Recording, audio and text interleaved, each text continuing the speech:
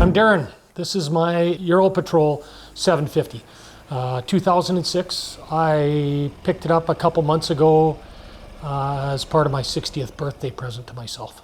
Found the bike down in Richmond and got a good deal. Darren, there's not very many of these bikes on Canadian roads. What inspired you to buy this bike? Ultimately, I've got a dog coming this summer. I'm getting a golden retriever puppy, and because my kids are all grown up, the dog's going to be my main companion, and I don't intend on leaving the dog at home or in a kennel so that I can go out and travel. So he's gonna join me in some of them. When you're looking for this bike, did you consider, like, is it sidecar was the main thing or Ural was the main thing? Did you look at Goldwings and all the other sidecar bikes on the market? Didn't look at Goldwings at all. I saw down in the island there was an K100, BMW K100 with a sidecar, and it wasn't a bad looking rig, but wasn't quite what I wanted. I like having two-wheel drive. I think that the two-wheel drive is a unique feature to these, and that was one of the things that I was really kind of going for. You remember the first time you ever rode a motorcycle? I was in East Van, East Van. And my oldest brother helped me steal the middle brother's Honda Mini Trail, and I took it up and down Parker Street. And I think went over to the basketball courts at Britannia and rode it around in there. So I was probably 6 or 7 years old. What bike was that? A Honda Mini Trail 50. The little red one. This one was blue. Okay, with the fat tires. Yeah, fat tires and the kind of peanut-looking tank, and then Darren found out, and he was pretty upset that we stole his motorcycle. But yeah, that was the first time I rode. Darren, it's been more than 50 years since the bike theft. Have your brothers forgiven you enough to ride with you yet with this? Yes. So Daryl, the middle brother whose bike we stole, we've ridden together a few times.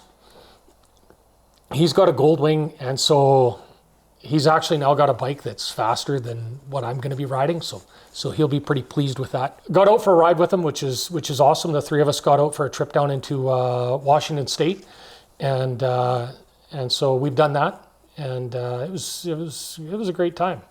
You know, nice to go out with your brothers. Just simple, easy. Just go out and enjoy each other's company and do some riding. So pretty fortunate to have accomplished that. Forgave you eventually? He doesn't complain about it. When you were young, did anybody inspire or influence you to ride? Like any heroes or examples? My stepfather gave me a Honda CB400, a 1978 Honda CB400 twin. And I rode that back and forth in high school and rode it for a couple of years and then stopped riding until I was 42. Oh, big break then. More than 20-year break. Yeah. And so really I'm not sure that I really even rode much in the gap there, in the 24-year gap. And then kind of laughed about a midlife crisis. And some old coworkers of mine were going for a ride in 2007, going down into, we're trying for the Going to the Sun Road. And, which one's that? I don't know. Montana. So kind of between Kalispell and northeast of Kalispell. Turned out the road wasn't open, so we weren't able to go. But I picked up a motorcycle in Reno, Nevada, and hadn't ridden in better part of 25 years, and rode it from Nevada to Prince George, kind of 2.5 days. What would you say is your dream bike today if you won a lottery and had millions? I'd get a BMW K16 GT. What color? There's a red, white, and blue color scheme. Like graphics or paint? It's graphics, and it's I just saw the bike in the Netherlands actually in 2023, and I was kind of like, that's the next logical step. I've got a bike that can set your hair on fire, and as much as I love it, I don't need the speed like that anymore. It's don't get me wrong. I love the bike, the power, the handling, the braking, like the gadgets on it, the technology of it. Just love the bike, but it's really fast. Aside from the Ural, what other bikes do you have? So I've got the K13S BMW, Honda XR650L, the one I don't mind dropping. For logging roads. I've got the Ural, and then I've got an 04 K1200 RS that needs a clutch. And that one, if somebody wants to take it off my hands, trust me, I'll make a deal you can't turn down. Reply in the comments for a great deal on a That's right. clutchless BMW. Perfect.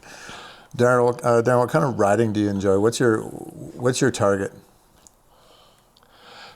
You know what? It's kind of anything. Like What puts the biggest smile on your face? Going riding for a week. Just whether it's I'm not a big group guy. So typically it's me and my brother or a couple of people. But if it's a solo trip, that's okay too. I just like to get away and get up in the morning and go and do my exploring and grind out some miles. But then I like just jumping on the bike and going downtown and doing a little shopping, or logging roads. Go cruise some logging roads. That's something I'd like to do more with some people that know some of the areas. Is I'd like to hit some more of the logging roads, some of the back roads. I mean, highways are pretty easy to navigate, but you get into some of these out of the way areas and you could get yourself in some trouble. I've got some trips that I'd like to do. I haven't been to Alaska yet. I haven't been through the Yukon. I've been as far as Quebec, so I've got people I can go see out east. So that's that's part of the grand scheme. How would you describe your riding skill level? Oh, I'm intermediate. I mean, I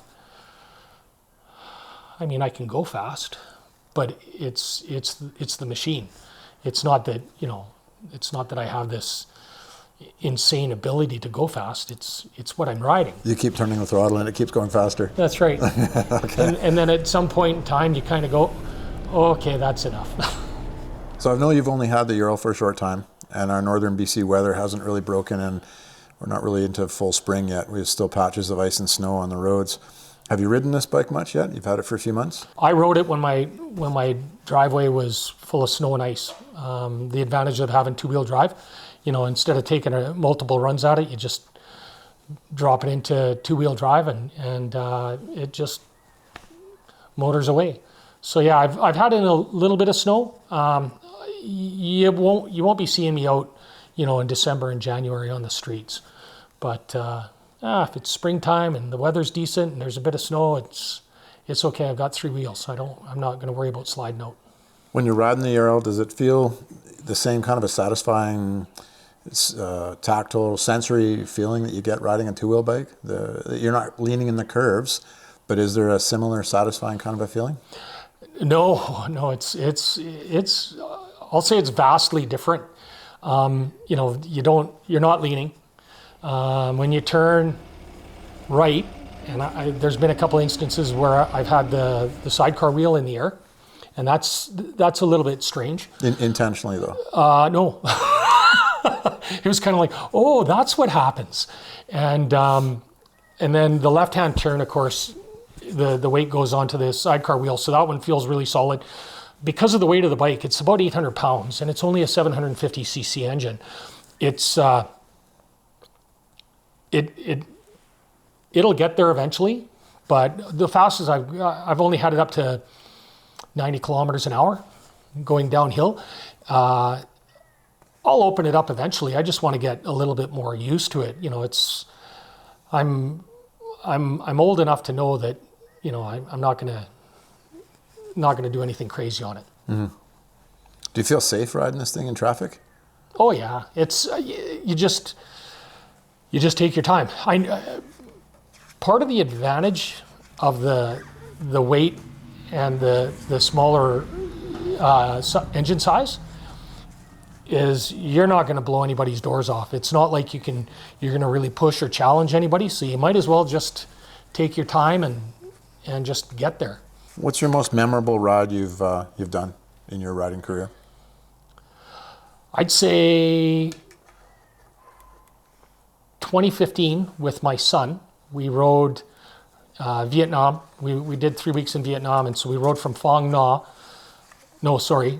Hoi over to Phong Nha, and then did a section of the Ho Chi Minh Trail down to Quai Son. And it was just me and my son, and we were on a couple of 90cc clapped out family vehicles, and it was just fun. It was just a real adventure. He started running out of fuel, and we pull up to this little hut and say petrol, and the guy doesn't speak English, and he goes, 7 kilometers.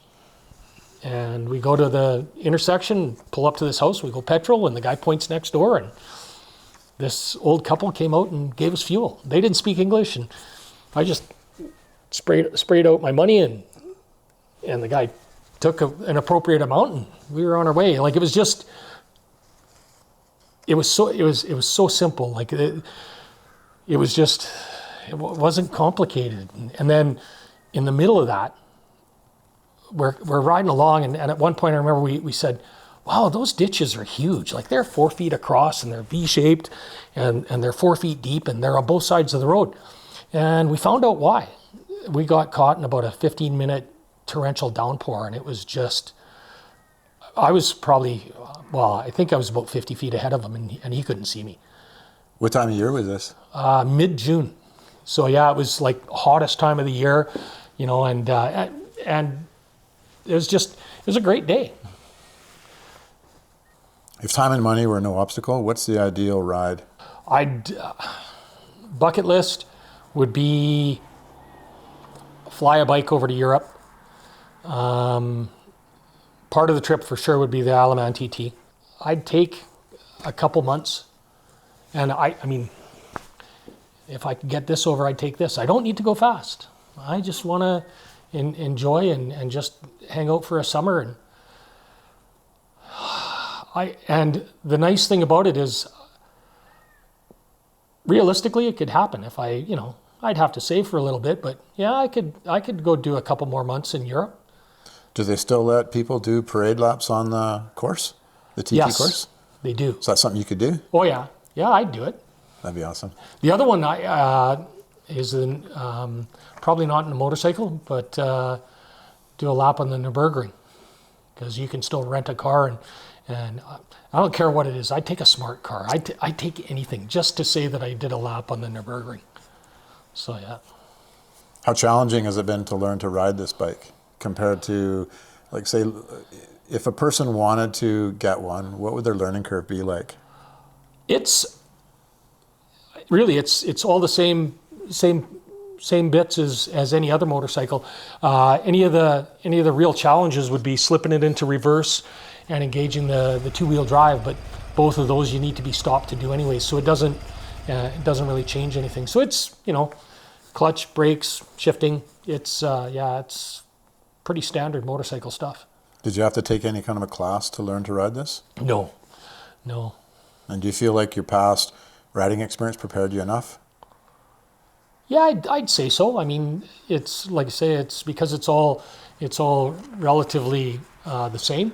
It was just a matter of jumping onto something different. This bike has very little electronics and tech. Do you see this as a weakness or a strength?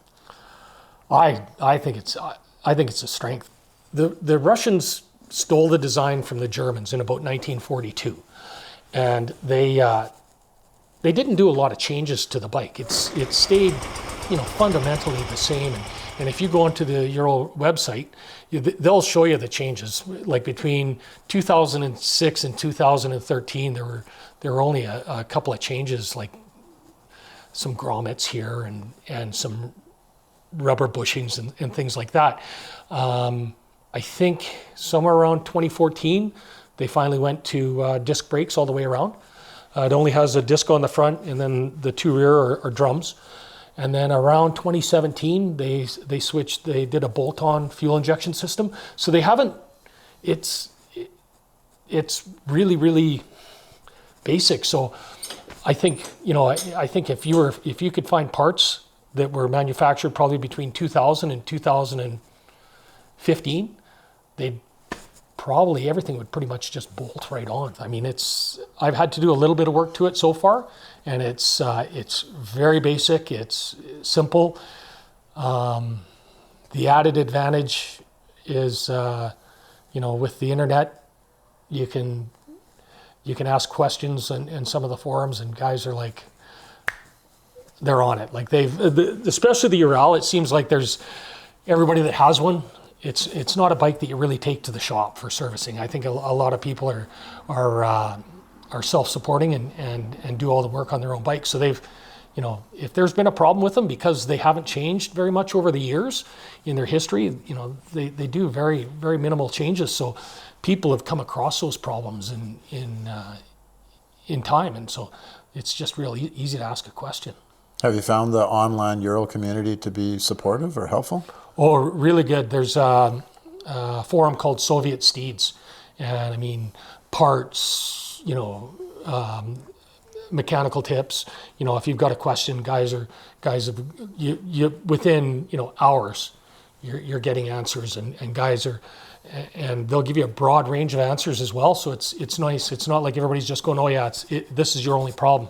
Guys will pick up on that first response, and then they'll go, maybe give this a try, or look at this, because this happened to me or that happened to me. So yeah, really good. Putting a dog in, lots of guys, have presented pictures and give you options. And I think a big part of it's just, it's not the bike, it's the dog, and it's you and how you interact with the dog and get them used to it. I mean, I don't want them to be scared of it. I want them to enjoy the experience as much as I do. So it's going to be, it'll take some time, and I'm sure it'll be like, let's go for a ride. Have you got a name picked out for the dog yet? Yeah, his name's Duke. Duke's a good dog name. Yeah, I like that. I picked it out a long time ago. People are like, even the breeder has said, you already have a name? And I said, I have the name, and I'm getting a motorcycle with a sidecar. And I think she thought I was joking. So I've already sent her a picture of this. A man of his word. I think that, we're going to be companions. And it's like, okay, where are we going? Do you need to pass any special test or hold any additional license to ride this thing in BC? I hope not, because I haven't done anything. I have my motorcycle license, and yeah. Okay, fingers crossed. Yeah. I hope you're legal. Well, I'll find out if I ever get pulled over. So your bike has the two-wheel drive option where motor power is directed to the sidecar wheel in addition to the back wheel of the bike. Have you had a chance to use this feature yet? I have, and it's a little bit finicky, and the linkage involved, it's not very beefy. It doesn't look super strong. So you kind of gotta play with it, and then once it's engaged, you really notice a difference. It's like pausing a car, right? So when you go to take a corner, you've got that kind of jerking sensation. So you can really tell when it's engaged. But like I say, you just got to play with it for a minute. Patience, a little bit of clutch, roll ahead, get it engaged. And then once you're engaged, then you're good to go. And then same sort of thing when you disengage. I know the manual says don't run the sidecar wheel engaged on dry pavement. Is there anything about this bike that you don't like? Shifting's a little bit, it's clunky. Like it's not smooth, but that's okay. Like you say, the bike hasn't fundamentally changed a whole bunch since 1942, so I expect things like that. It's probably more of part part of it's me learning how to operate it. So I've already learned that if you engage the clutch, back off the throttle, that let the revs die down a little bit, it's not as clunky. It's way more thrilling doing 90 kilometers an hour right now on this bike than it is doing 200 kilometers an hour on my K1300. The basics of this motorcycle make the speed a challenge. My K13S will do 120 kilometers an hour in first gear. I've had it to 240 kilometers an hour, and it's solid as a rock. On a racetrack, though, right? No. The technology, is what gets me there, and this is just real simple, real basic, and it's more of a challenge to do 90 kilometers on this. So it sounds like no buyer's regret. What's been your favorite part of owning this bike so far? Part of the whole experience for me is it's the hunt, right? And I'm not a hunter by any stretch of the imagination, but I like, researching it, finding out what I'm going to get, and then shopping for a deal. And it turned out that I think that this was a pretty solid deal. I'll never lose any money on it. So part of it was, that whole aspect of it leading up to the purchase, and then now riding it, it's just fun. I go to Costco, you can get some groceries, you can load it up, you can do, whatever. And so it's just easy. It's another mode of transportation, and it's just fun. Just jump on it and go. What advice can you offer somebody who's thinking of buying one of these bikes? Do your homework, check into it. I mean, there's, like with most bikes, there's good and there's bad. I've heard the story about the guy that was so disappointed in his Ural that he took it to a car crusher. Obviously, he wasn't happy with it. My expectation is that it's going to break down on me at some point in time, and I'll fix it. And so yeah, it's no buyer's remorse. There's I think it's all just kind of part of the adventure, or part of the grand scheme. I mean, if it breaks down, you deal with it. Does your bike have a name? Yes, it's Yaroslava, which is a Ukrainian name, and loosely translated, it's like mighty and glorious, or something like that. All right, Darren, thanks a lot for showing me the bike, and you want to fire it up? Sure.